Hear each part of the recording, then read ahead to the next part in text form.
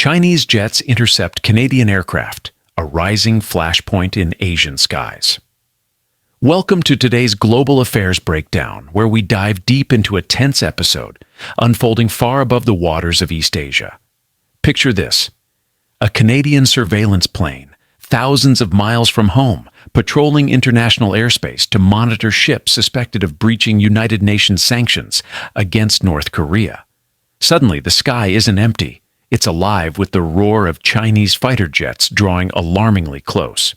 Today we unpack exactly what happened, why it matters to the United States and the world, and what this means for the precarious balance in Asia's strategic hotspots.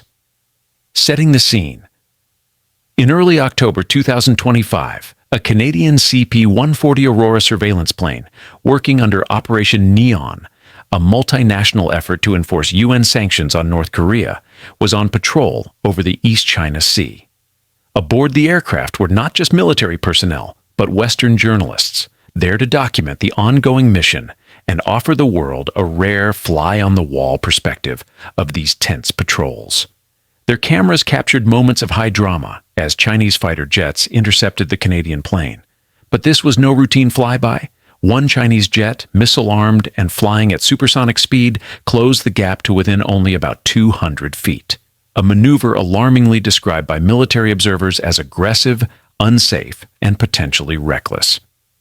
The Intercept. What really happened? Canadian officials have long expected to encounter Chinese aircraft during these missions. The East China Sea and nearby regions, particularly the South China Sea, have become chessboards for great power competition.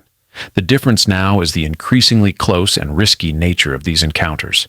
During this mission, the Canadian Aurora was intercepted several times. While the first approaches were within typical expectations, the final encounter got dangerously close to a real mid-air crisis. Military officials revealed that the Chinese jet not only closed into about 200 feet, but also maneuvered in such a way that it momentarily disappeared into the Aurora's blind spot. A tactical advantage, but also a far riskier position for both pilots.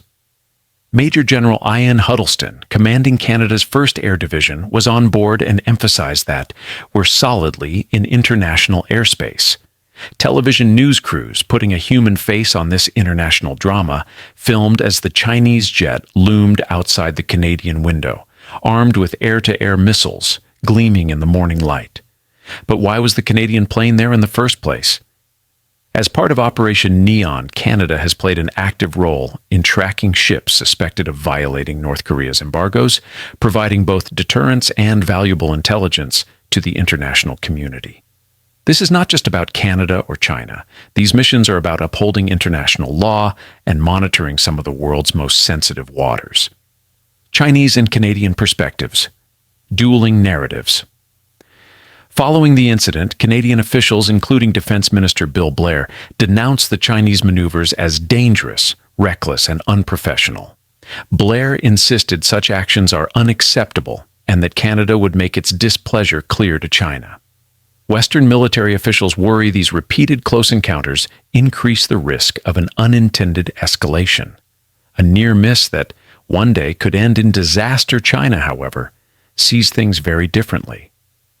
According to Chinese officials, it was Canada who provoked the incident. Beijing accused Ottawa of flying malicious and provocative patrols near Chinese territory, threatening their sovereignty and regional security. In China's view, such overflights are part of a pattern of Western interference in what it regards as its own backyard.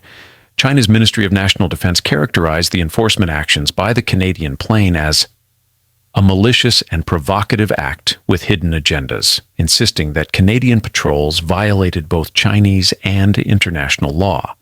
Why does this matter globally? At first glance, it might seem like an isolated dispute between Canada and China. But in reality, these interceptions are symptoms of a wider ongoing contest in Asia's skies and seas.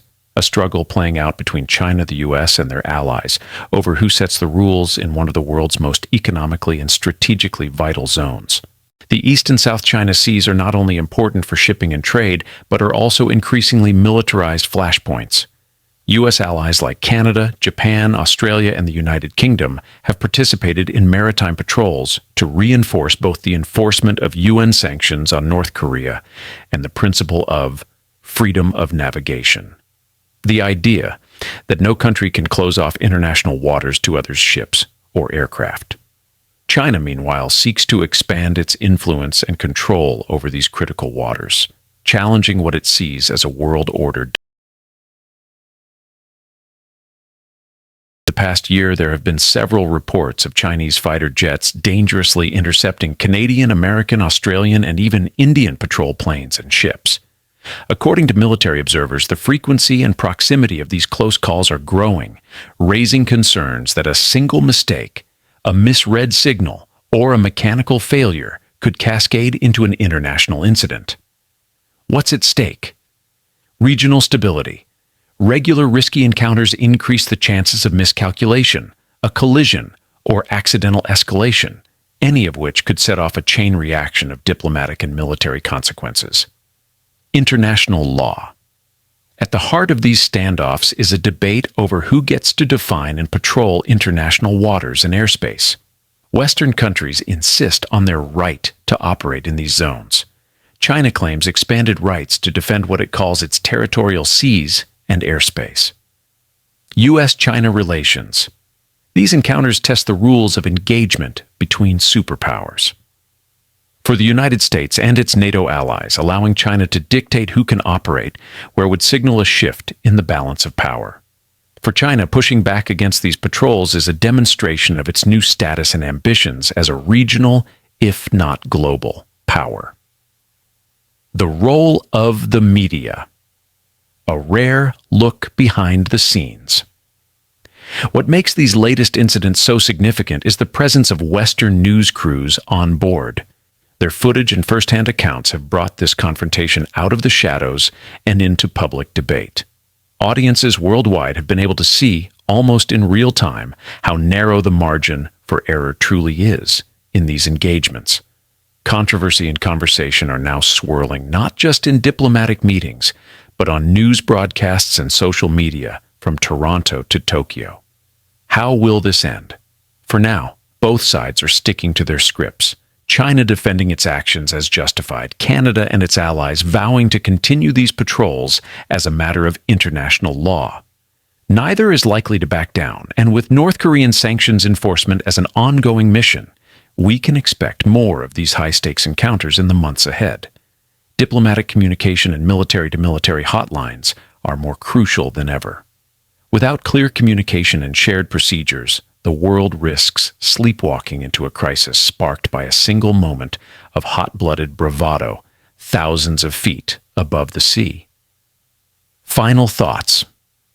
As viewers of global affairs, it's easy to see statistics and headlines, but behind every close intercept is a group of individuals, from pilots to diplomats, caught up in a contest much bigger than themselves.